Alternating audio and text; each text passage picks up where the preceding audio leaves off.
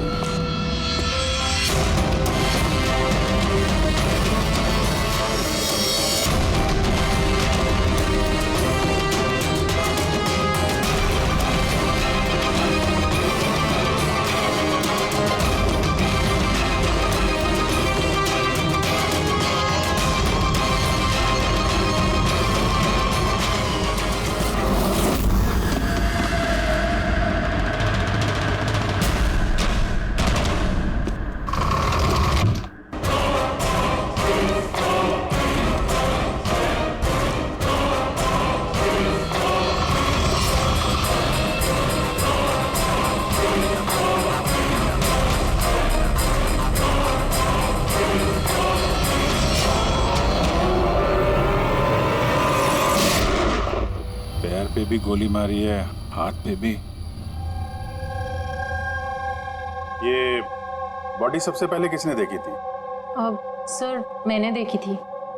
आज सुबह जब 9 बजे मैंने ऑफिस खोला तो देखा टोनी सर की लाश पड़ी है, तभी मैंने आपको फोन किया। आप? सर मैं रीटा, टोनी सर की सेक्रेटरी। ये टोनी इस कंपनी के अकेले मालिक थे या कोई और भी पार्टनर था? नहीं सर, अकेले ही मालिक थे टोनी सर। तो इनके बाद नेक्स्ट सीनियर ऑफिसर कौन है कंपनी का? Sir Rohit sir. रोहित? जी सर, मैं ही इस कंपनी का CEO हूँ। किस चीज़ की कंपनी है? सर हम टॉक्स और सिक्योरिटीज में डील करते हैं। सर उनकी बेल्ट और जूते देखे सर, इतनी बड़ी कंपनी के CEO ये पहन के आएंगे ऑफिस? तो रोहित जी क्या चल रहा है आजकल शेयर का भाव? सर वो एक्चुअली सर आज मेरी नींद जरा देर से खुली तो मैं अखबार या इंटरनेट पर चेक नहीं कर पाया। अच्छा, तो आपकी कंपनी का कौन सा अच्छा स्टॉक है जो बढ़िया परफॉर्म कर रहा हो, उसके बारे में कुछ बताइए। क्या नाम है उसका? सर वो याद नहीं आ रहा सर। तो आप लोग बताइए स्टॉक के बारे में, एक भी स्टॉक का नाम बताइए आप लोग।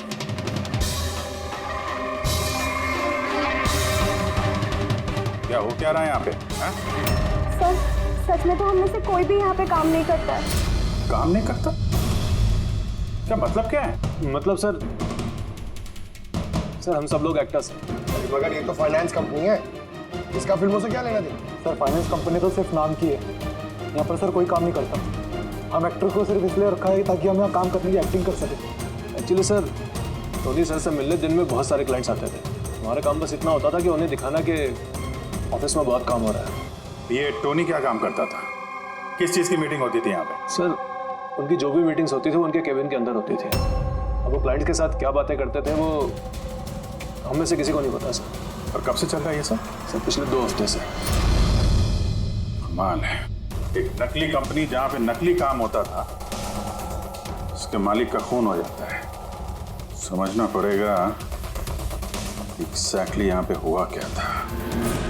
तो यहाँ पे टोनी को पहली गोली लगी। अगर उसे गोली यहाँ लगी तो वहाँ उसे भाग जाना चाहिए था, वो तो एग्जिट है। वो वापस ऑफिस के अंदर क्यों गया? शायद खूनी इस तरफ होगा, बचने के लिए इधर भागा होगा। ये हैंडल पे भी खून है। वहां से अंदर आया और फिर वहां पे लेके गया उसको जहां पे खून हुआ। ब्लड ट्रेल इधर भी है। सर ये यहाँ देखिए, इतना सारा खून। लगता है यहाँ पे छुप के बैठा होगा बचने के लिए। खूनी आया, उसके बाद उसको वहां ले गया जहां पे उसकी मौत हो गई। सर वो पानी का बॉटल सर, पानी लग रहा है सर। है तो पानी, बॉटल में खून। बॉटल हाथ में थी या उससे मारा?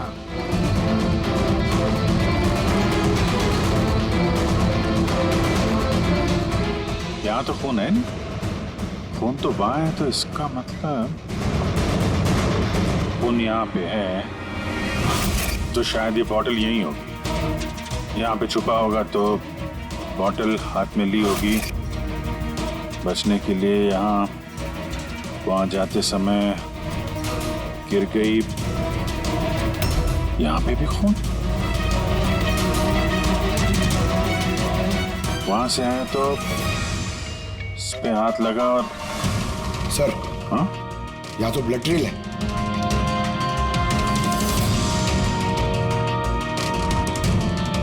यहाँ पे क्या कर रहा था?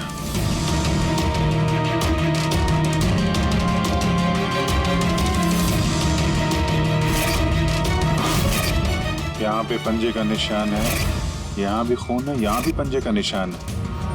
कुछ पकड़ रहा था या फिर? अरे क्या?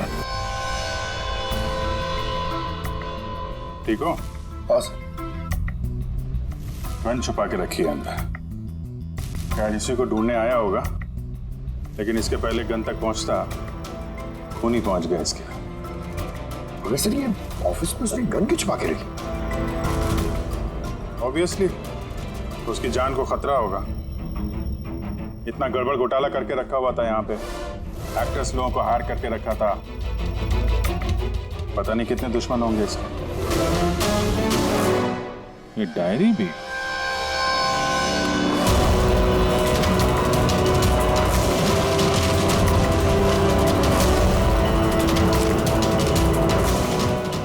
कोड जैसे लग रहा है ना सर। कोड वर्ड में लिखा है और डायरी को छुपा के रखा था। जरूर इसका टोनी के मौत के साथ कोई ना कोई कनेक्शन है। ये इसका बॉडी स्कैन चेक किया तुमने? वैसे स्कैन देखा मैंने, बाकी सब कुछ ठीक है। सिर्फ इसके एब्डोमेन में मुझे कुछ अजीब सी गोल गोल सी चीज़ नज़र आ रही है, समझ नहीं आ रहा क्या है। चलो देखें क्या। ये देखिए सर, ये जो गोल गोल सी चीज है ना तारिका, ये मेटेलिक चीज है, कोई something metallic. Metallic like coin जैसी। एब्सोल्युटली। लेकिन ये इसके एब्डोमेन में आई कैसे? एक काम करते हैं, इसके पोस्टमार्टम से ही पता लगेगा आखिर ये चीज है क्या।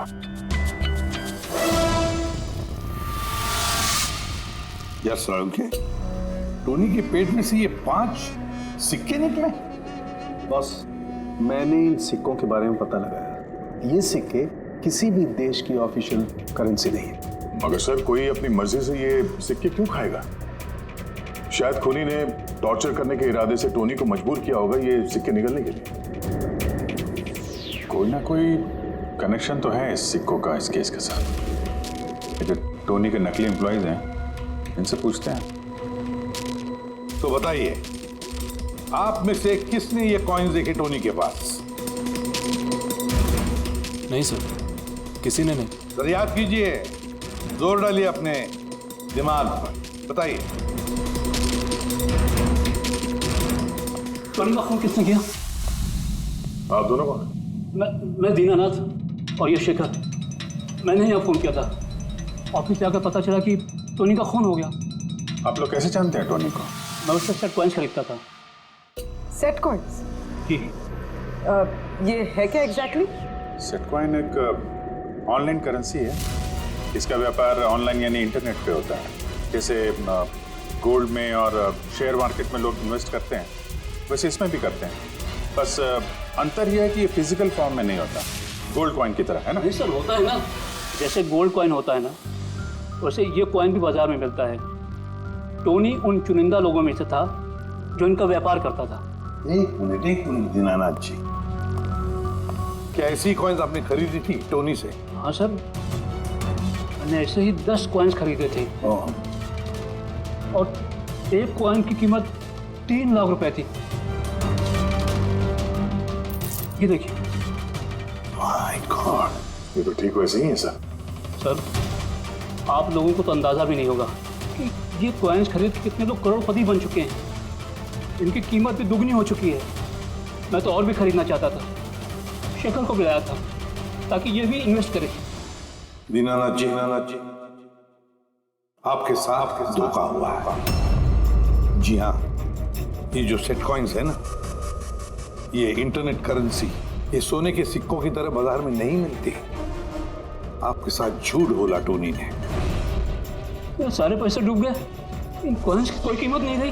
दीनानाथ जी, इस टोनी की जैसे 420 दुनिया में बहुत है जो खुद के फायदे के लिए आप जैसे लोगों को फंसाते हैं। काश अपने पैसे इन्वेस्ट करने से पहले आपने थोड़ी जांच पड़ताल की होती। अच्छा हुआ मैंने पैसे इन्वेस्ट किए, वरना मैं भी लूट जाता। मेरी बेटी की शादी कैसे होगी? मैंने अपनी सारी जमा पूंजी इसमें लगा दी, अपने प्रोविडेंट फंड्स के पैसे भी। लगता है टोनी ने जानबूझ के थोड़े ज़्यादा उम्र वालों को ही अपना निशाना बनाया है। हमें टेक्नोलॉजी और इंटरनेट के बारे में ज़्यादा जानकारी होती नहीं है। हाँ सर। सर, कहीं ऐसा तो नहीं कि जिन जिन लोगों को टोनी ने धोखा दिया है उनमें से किसी ने टोनी का खून कर दिया? हो सकता है दया, बिल्कुल हो सकता है। टोनी के इस खूनी तक पहुंचने के लिए हमें पहले ये पता लगाना चाहिए कि टोनी ने कितने सारे लोगों को ये सेट कॉइन्स को लेकर फंसाया है। और फिर ये भी जानना बहुत जरूरी है कि टोनी के पेट में ये सेट कॉइन्स गए कैसे। सर, मैंने इस टोनी का पूरा इतिहास चेक किया। उसके पास कई नकली आईडी कार्ड्स थे, उस पर अलग अलग एड्रेसेस, अलग अलग फ़ोन नंबर्स। सर, हमें तो ये भी नहीं पता है कि टोनी उसका असली नाम है भी या नहीं। फिलहाल तो हमें ये भी नहीं पता सर कि ये सारे जुर्म उसने अकेले किए हैं या कोई पार्टनर भी है उसका। यानी जो कोड क्रैक हो जाए ना, वो कोड जो टोनी के ऑफिस वाले डायरी में मिला था, बहुत सारे सवालों का जवाब मिल जाएगा।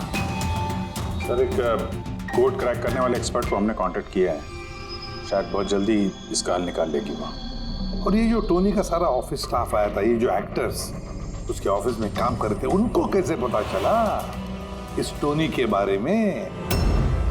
सर, एक अशोक नाम का कास्टिंग डायरेक्टर है, उसी ने ये सारे एक्टर्स भेजे थे टोनी के ऑफिस में। बस तो मिल लो इस अशोक से, मिल लो। सर, कॉमेडी, रोमांस, हर इमोशन एकदम कूट कूट कर भरा है उसमें। क्या नहीं चलेगा? अच्छा ठीक है सर, मुझे थोड़ा टाइम दीजिए, मैं भी भेजता हूँ। ठीक है सर, ठीक है। अरे अशोक जी, मेरी फोटो भेज दीजिए ना।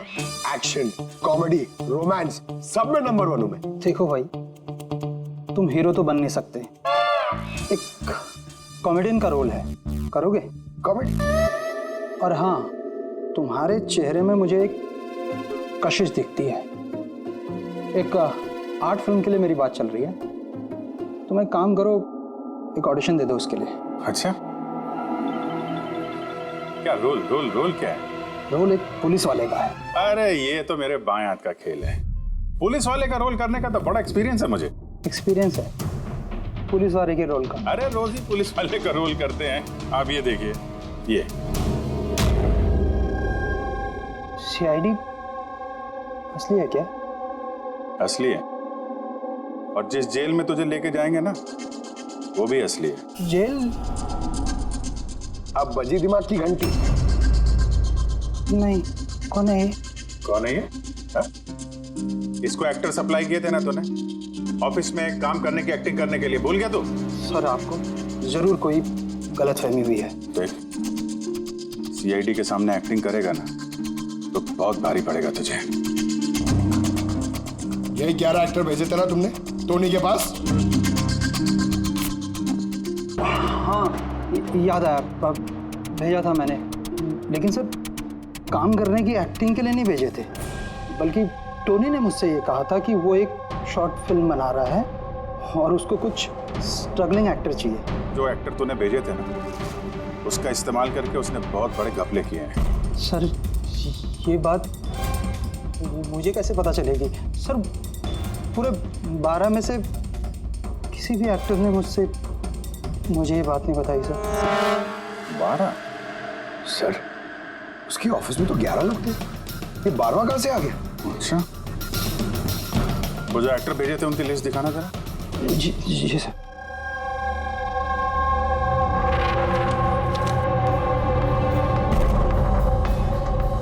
ये नया नाम है, ईशा कुमार। ये नहीं थी उस वक्त वहां पे। ये कहाँ गायब हो गई? सर इस केस में सवाल ज्यादा है, जवाब कम है, और वो कोड भी क्रैक नहीं हुआ अभी तक। सर रीना जी, आपने हमें यहाँ टोनी के घर पे क्यों बुलाया? और वो उन कोड्स का हल निकाल पाई या नहीं? काफी टेढ़ा कोड है सर, बिना साइफर के हल निकाल पाना नामुमकिन है। साइफर?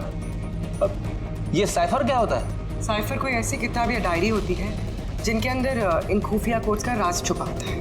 फ्रेडी, जैसे अंडरवर्ल्ड की दुनिया में ये चीजों के नाम को कोड्स में इस्तेमाल करते हैं। जैसे गन है, उसे घोड़ा कहते हैं, और कौवा मतलब मोबाइल। तो ये सारे कोड्स एक साइफर में होते हैं। अगर ये साइफर मिल जाए तो सारे सवालों के जवाब मिल जाएंगे। सर मुझे लगता है कि टोनी इस साइफर को ऐसी जगह रखता होगा जहाँ से उसे वो आसानी से देख सकता हो या पढ़ सकता हो। लेकिन सर उसका ऑफिस तो अच्छी तरह से चेक किया था, वहाँ पर तो कुछ भी नहीं मिला। तो हो सकता है टोनी के घर पे मिल जाए। ये देखिए सर, बड़ा अजीब सा निशान इस पेपर पर। शायद ये निशान इस कोड का कोई अहम हिस्सा है। तो इस निशान का राज यहीं कहीं होना चाहिए। घर का एक एक कोना चेक करते हैं।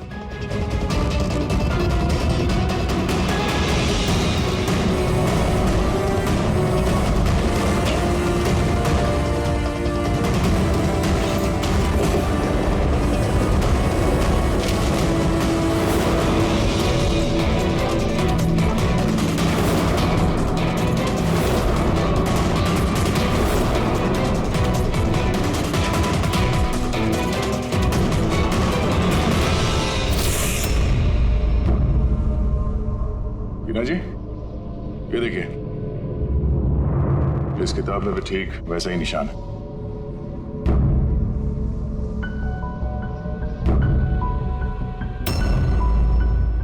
सर यही तो साइफर है। ये देखिए, इस पेज पर सिर्फ 7 सेंटेंसेस हैं और इसके हर सेंटेंस के फर्स्ट वर्ड को हम हाईलाइट करके देखते हैं।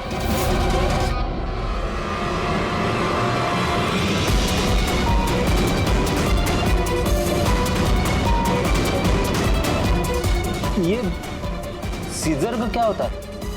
जूलियस सीजर का नाम तो सुना होगा ना? हाँ। लगता है उसके जमाने का कोई पुराना कोड है। तो यहाँ ये सीजर के आगे जी भी तो है। यही तो मालूम करना है कि कौन से सीजर साइफर का इस्तेमाल हुआ है। मान लो ए अगर जी है और बी अगर एच है तो A to Z कुछ इस तरह दिखेगा। ये देखिए,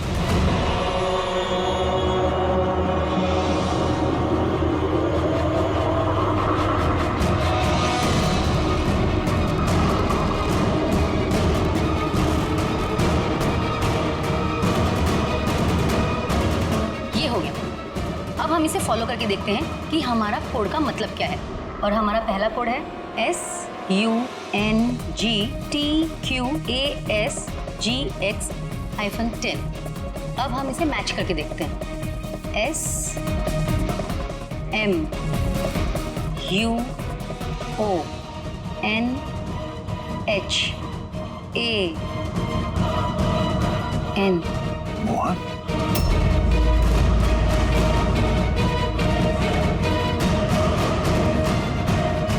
आपके पहले कोड का मतलब है मोहन कुमार 10।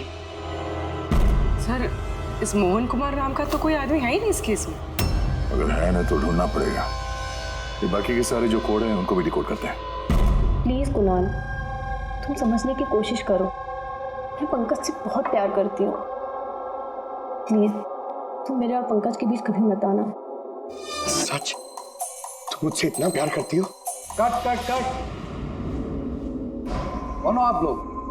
बीच में आगे पूरा शॉट खराब कर दिए। एक मिनट। आप लोग शॉट बाद में लीजिएगा, हमें ईशा जी से कुछ बात करनी है। CID मुझसे? प्लीज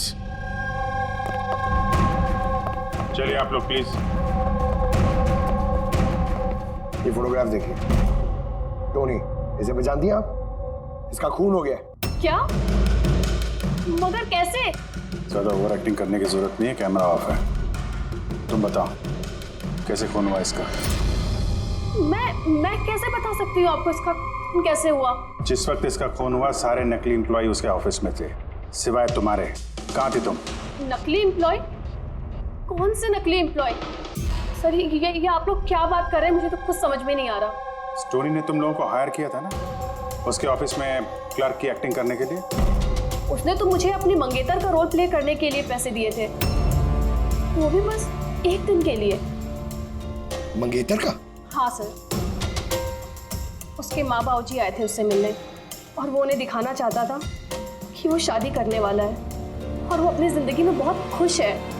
उसने तुमको तो बताया होगा ना अपने माँ बाप के बारे में, सारी इन्फॉर्मेशन दी होगी। जी हाँ, बहुत कुछ बताया था ताकि कुछ गड़बड़ ना हो जाए और मुझे याद रहे कब कौन से डायलॉग बोलने हैं। उसके माँ बाप के बारे में जितनी भी इंफॉर्मेशन है तुम्हारे पास, एक एक चीज सब हमें बताओ। Thank you sir. Codes decode हो गए। हर कोड से एक नाम मिला है और नाम के आगे एक नंबर। जरूर ये वो लोग हैं जिनको टोनी ने सेट कॉइन्स बेचे थे, और ये नाम के आगे जो नंबर है इसका मतलब है किसके पास कितने सेट कॉइन्स हैं। जैसे ये मोहन ने ये 10 सेट कॉइन्स खरीदे थे, चिराग 6, विजय कुमार 8, एक्सेट्रा एक्सेट्रा। मतलब खूनी इनमें से ही कोई एक है? लगता तो ऐसे ही है। इन सारे बारातियों को ब्यूरो में बुलाओ सेट कॉइन्स के साथ। सर मैंने टोनी को नहीं मारा, आपने मुझे बताया तब तो मुझे पता चला कि टोनी का मर्डर हो गया। कल रात तुम कहाँ थे? कल रात मेरे सर में दर्द था तो मैं कल रात 10 बजे ही सो गया था सर। अच्छा, और कौन है आपके घर में? मेरे घर में बस मैं हूँ सर, और मेरा एक बेटा है जो विदेश में नौकरी करता है। मैंने तो अपने रिटायरमेंट फंड के 15 लाख लगाए थे इसमें। अब मुझे ये समझ में नहीं आ रहा है कि मुझे कैसे वापस मिलेंगे। गन रखते हो ना तुम? सर मेरी गहनों की दुकान है, सिक्योरिटी एंड प्रोटेक्शन के लिए मुझे अपने पास गन रखनी पड़ती है सर। सर सब कुछ तो आपको बता चुका हूँ, अब मैं आपको और क्या बताऊँ? जब तक खूनी पकड़ा नहीं जाता हम तो सवाल पूछेंगे। इस डायरी में उन लोगों के नाम लिखे हुए हैं जिन्होंने उससे वो कॉइन्स खरीदी थी, सेट कॉइन। उन लोगों के नाम और जितने भी कॉइन्स खरीदे थे वो सब, पूरा का पूरा रिकॉर्ड इसमें है। और इसमें जो जानकारी है उससे हम ये पता लगाएंगे कि आखिर आप लोगों में से वो खूनी कौन है। किसने कितने कॉइन खरीदे, इससे ये कैसे पता चलेगा खूनी कौन है? आसान है।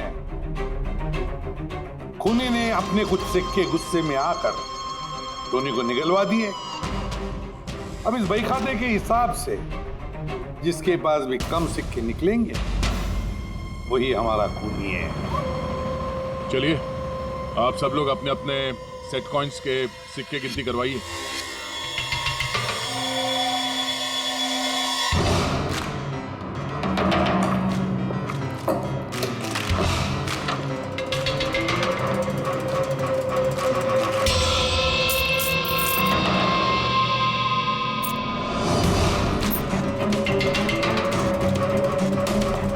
सर सारे के सारे कॉइन्स हैं, एक भी कम नहीं। कोई भी कम नहीं?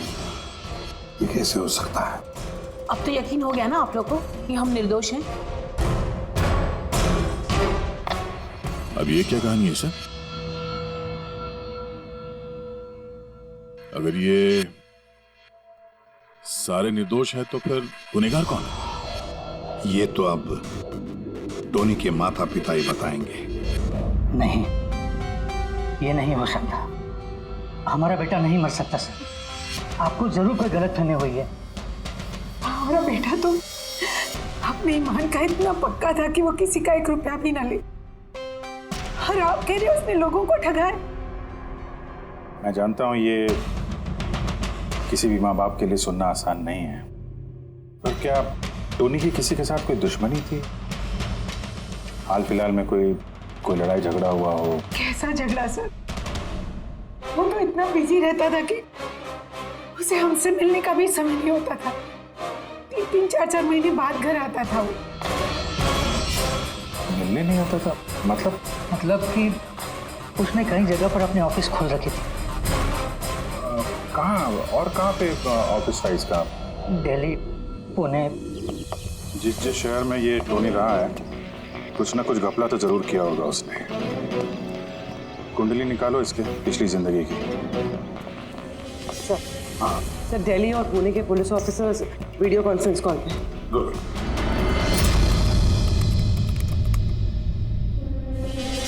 सर, इस स्केच को देखिए सर। टोनी से इसकी शक्ल मिलती है। इस आदमी के खिलाफ 2 साल पहले यहाँ दिल्ली में FIR दर्ज हुई थी। कई लोगों के साथ में चिट फंड में इसने घोटाला किया था। लेकिन सर, इसका नाम टोनी नहीं बल्कि अमर है। सर, यहाँ पर उसका नाम प्रशांत था। पिरामिड स्कीम के नाम पर उसने लोगों को बड़े बड़े सपने दिखाए और कई लोगों के पैसे खा गए। बहुत लोगों ने उसके खिलाफ कंप्लेंट भी दर्ज की है। सारे शहरों में यही कारनामा किया सर इसने। एक शहर से बेईमानी का पैसा इकट्ठा करके दूसरे शहर को रवाना हो गया किसी और को टोपी पहनाने। इसका मतलब है यार, इस टोनी के दुश्मन सिर्फ इसी शहर में नहीं, बाकी शहरों में भी हैं। तो खूनी में से कोई हो सकता है। मतलब सर, हर शहर से ऐसे लोगों की लिस्ट निकालनी पड़ेगी जिनके साथ धोखा हुआ है। सर, यहाँ पर उसके खिलाफ कल्पेबल होमिसाइड की केस भी है। आलोक नाम के आदमी के उसने पैसे खा लिए थे। वो सदमा वो आदमी बर्दाश्त नहीं कर पाया, इसलिए उसने सुसाइड किया। तो टोनी को मारने का सबसे बड़ा मोटिव तो आलोक के किसी करीबी के पास है। ना तो उसने सिर्फ पैसा खोया बल्कि अपने किसी करीबी को भी खोया है। हाँ, आलोक, पुणे।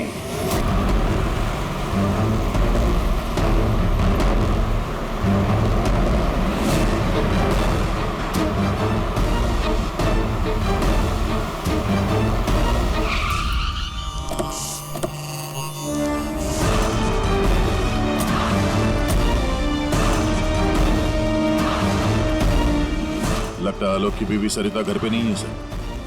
हाँ, गया। आज सुबह से नहीं है। आज का पेपर और दूध। पंकज सर, जाके जरा पड़ोसी से पूछताछ करो।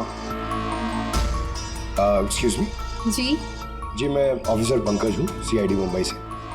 हेलो सर, मैं पूनम। हेलो, ये सरिता यहाँ रहती हैं? ये कहीं गई हुई है बाहर, आपको पता है? वो तो नहीं पता। क्यों, कोई प्रॉब्लम हो गई है? इनके घर की कोई एक्स्ट्रा चाबी होगी आपके पास? सर, हाँ, ये पूनम जी हैं, सरिता की नेबर।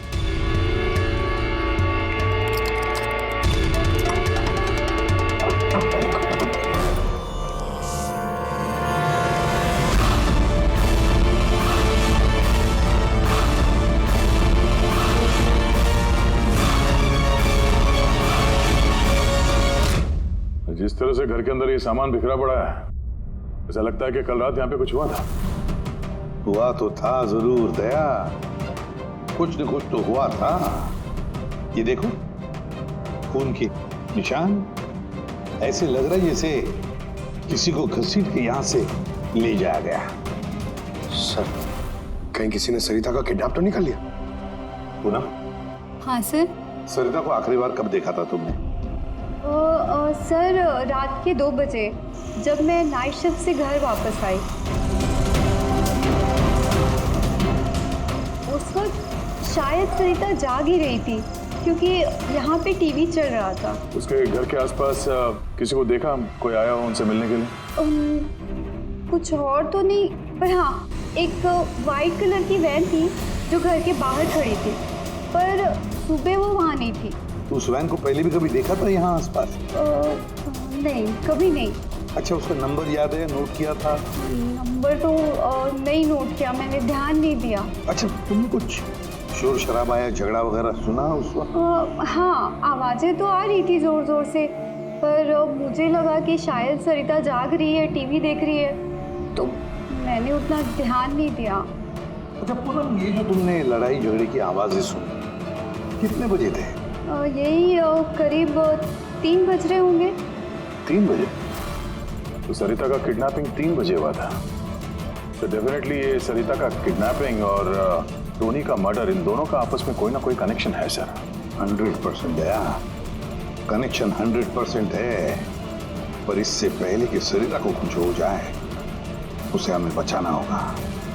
और पंकज सर, ये व्हाइट वैन, सफेद वैन जो पूनम ने अभी अभी बताया, उस वैन की पूरी इंफॉर्मेशन चाहिए हमें, पूरी की पूरी इंफॉर्मेशन।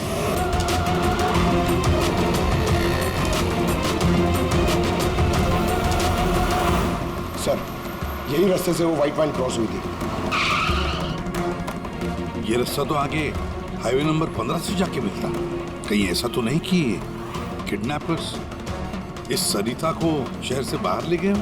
सर नहीं सर, क्योंकि वो आगे जो टोल नाका है उसमें गाड़ी क्रॉस नहीं हुई। तो फिर जरूर किडनैपर ने सरिता को टोल नाका और सिग्नल के बीच में कहीं छुपा के रखा। तो सर इस सिग्नल और टोल के बीच में कोई तो रास्ता होगा जो अंदर जाता है, और शायद किडनैपर्स का अड्डा वहीं कहीं आसपास होगा। हाँ, चलो देखते हैं कोई रास्ता है क्या।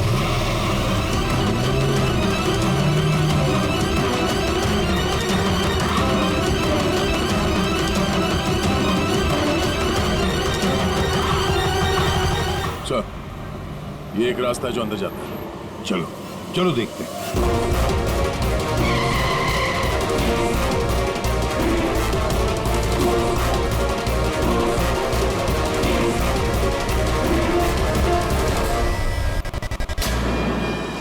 सर, वो पीछे।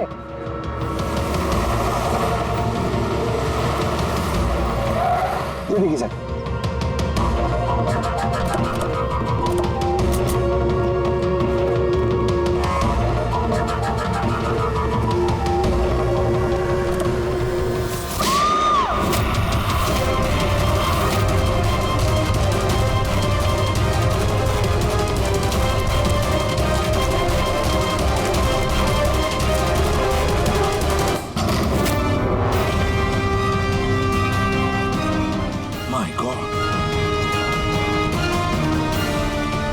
सरिता?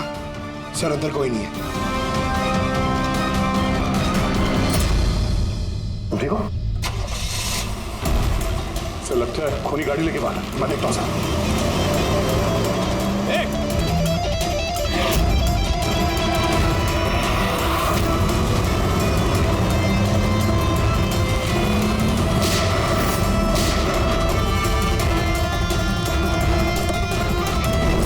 सर, एम्बुलेंस आ रही है। सरिता, ये बताओ किसने किया ये सब? उसने मेरी आंखों में पट्टी बांध रखी थी, इसलिए उसका चेहरा भी नहीं देख पाई मैं। नहीं सर, निकल गया। गाड़ी का टायर पंचर करके गया वो। सरिता बताओ क्यों किया होगा ये सब उसने? सर, उसको मेरे पति आलोक का फाइनेंशियल रिकॉर्ड चाहिए था, पता नहीं क्यों। पर तुम्हारे पति आलोक अब इस दुनिया में नहीं रहे ना? हाँ सर, उन्होंने आत्महत्या कर ली थी क्योंकि किसी फ्रॉड ने उन्हें धोखे से लाखों रुपए लूट लिए। पर वो पैसे भी उनके नहीं थे सर, उन्होंने किसी से कर्जा लिया था, पर कर्जा ना चुकाने की वजह से उन्होंने सुसाइड कर ली सर। अब ये क्या चक्कर है सर? ये किडनैपर को आलोक के फाइनेंशियल रिकॉर्ड्स पे इतनी दिलचस्पी क्यों होने लगी? पंकज,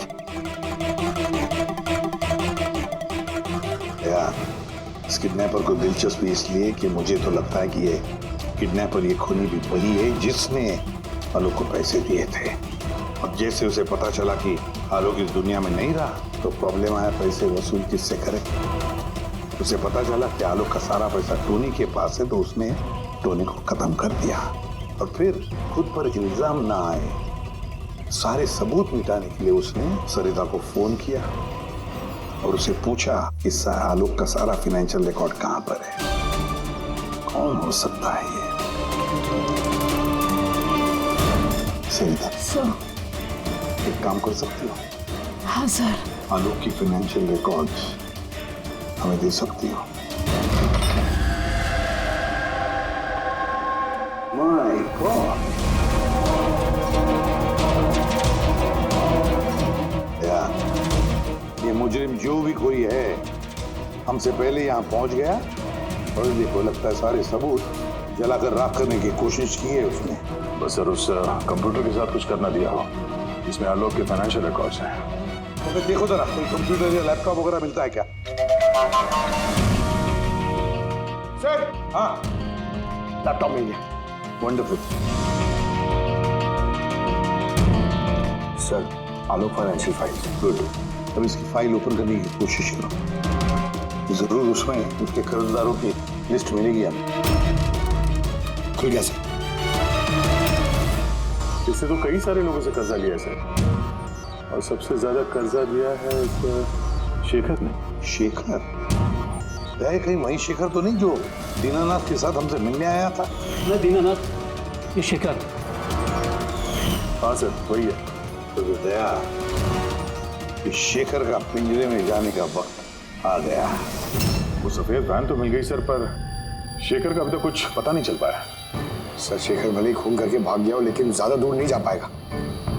फिर भी कुछ ना कुछ तो गड़बड़ जरूर है इस केस में, पता नहीं क्यों लेकिन सही नहीं लग रहा है मुझे। क्या हुआ सर, आपको कुछ और लग रहा है क्या? अब जिस तरह सोचो, ये सरिता का किडनैप होना, उसके बाद में हमें बड़े आसानी से वो सफेद वैन मिलना लावारिस पड़ी हुई, उसके बाद में आलोक की फाइनेंशियल रिकॉर्ड जिसमें शेखर का भी नाम है वो भी बड़े आसानी से मिले हमें। हाँ सर, वो फाइनेंशियल रिकॉर्ड लैपटॉप के डेस्कटॉप पे ही था। यही तो मैं कह रहा हूँ दया, गड़बड़ है। हालांकि ये ऐसे फाइनेंशियल रिकॉर्ड्स अलग से फोल्डर में होने चाहिए, पासवर्ड प्रोटेक्टेड होने चाहिए ना। सर लेकिन अगर हमें वो सुराग मिल रहे तो ये तो अच्छी बात है ना। नहीं पंकज, हमें सुराग मिल नहीं रहे हैं, सुराग हमें दिए जा रहे हैं एक के बाद एक, एक के बाद एक। इसीलिए तो मैं कह रहा हूँ ना, गड़बड़ है, कुछ ना कुछ तो गड़बड़ जरूर है। हमें गुमराह करने की कोशिश हो रही है। टोनी के बारे में आपको जो कुछ भी याद है जरा डिटेल में बताइए। बात करने में, लोगों को बड़े से बड़े सपने दिखाने में बहुत अच्छा था ये टोनी। ऐसे किसी से घुल मिल जाता था केवल 2 मिनट में कि जैसे आपको लगे कि दुनिया में उससे अच्छा आपका कोई दोस्त है ही। और हाँ सर, आलीशान पार्टीज वगैरह रखी थी उसने अपने इन्वेस्टर्स के लिए। उन पार्टीज की तस्वीरें हैं आपके पास? सर हाँ सर, पूर्वी ने ये फोटो भेजी है, सस्पेक्ट के घर से मिली है। अच्छा, तो ये है वो इस पूरे खेल के पीछे। मतलब शेखर भी इसी के कब्जे में होगा सर? इसका फोन ट्रैक करो, शेखर की जान को खतरा है, शेखर को बचाना होगा।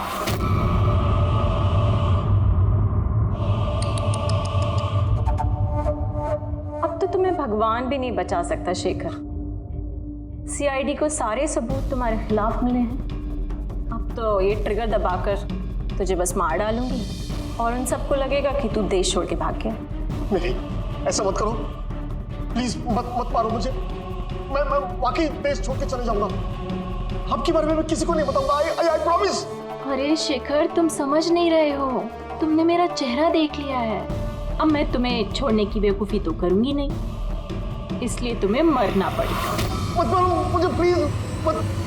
कोई है? प्लीज बचाओ मुझे, बचाओ मुझे, कोई है? मुझे मार के दिखाइए। बचाओ।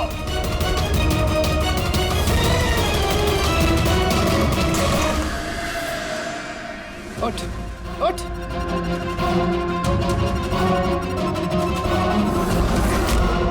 सर, मैं रीटा, टोनी सर की सेक्रेटरी। तुम्हारा चेहरा तो हमने भी देख लिया था मिस रीटा। मैंने तो कोई सबूत, कोई गवाह कुछ नहीं छोड़ा था। तो आपको कैसे पता चला? इस फोटो के जरिए। तुमने हमसे कहा था कि तुम टोनी को पिछले 2 हफ्ते से जानती हो, तो फिर 2 साल पुराने इस फोटो में तुम क्या कर रही हो? ये बहुत कुछ कह गया। अब बताओ, तुमने अपने बॉस टोनी को क्यों मारा? टोनी मेरा बॉस नहीं था, मैं टोनी की बॉस थी। लेकिन तुम तो उसकी सेक्रेटरी बन के घूम रही थी, वो क्या था? वो सिर्फ और सिर्फ एक नाटक था, दुनिया को दिखाने के लिए। असल में सारा दिमाग मेरा था इसमें। टोनी को तो मैंने सिर्फ आगे रखा था ताकि कभी कानून हम तक पहुंचे तो टोनी पकड़ा जाए। तो फिर टोनी का खून करके अपने पैर पे कुल्हाड़ी क्यों मार ली? क्योंकि जब चींटी के पर निकल आते हैं तो उसके पंख काटने पड़ते हैं, और टोनी बहुत ही ज्यादा हवा में उड़ने लगा था, बहुत ही लापरवाह और ओवर कॉन्फिडेंट हो गया था। उसने उसने दीनानाथ के साथ सेल्फी खींच के सोशल मीडिया पे डाल दी वो फोटो। तो तुम्हें डर लगा कि अगर वो फोटो सोशल मीडिया में चला गया तो जिन जिन शहरों में उसने 420 की है वहां कोई ना कोई उसे पहचान लेगा। हाँ। और उसके पेट में जो सिक्के थे वो सिक्के मैंने ही उसे निकलवाए थे ताकि आप लोगों को लगे कि खून किसी ऐसे आदमी ने किया है जिसके साथ टोनी ने बेईमानी की है। और इसलिए तुमने सारे सबूत शेखर के खिलाफ कर दिए ताकि हम उसे अपराधी समझें। न जाने कितनी जिंदगियों के साथ खेला है तुमने। देश भर में न सिर्फ लोगों के पैसे चुराए बल्कि उनकी खुशियां, सपने सब छीन लिए। कड़ी से कड़ी सजा मिलेगी तुम्हें इस जुर्म के लिए।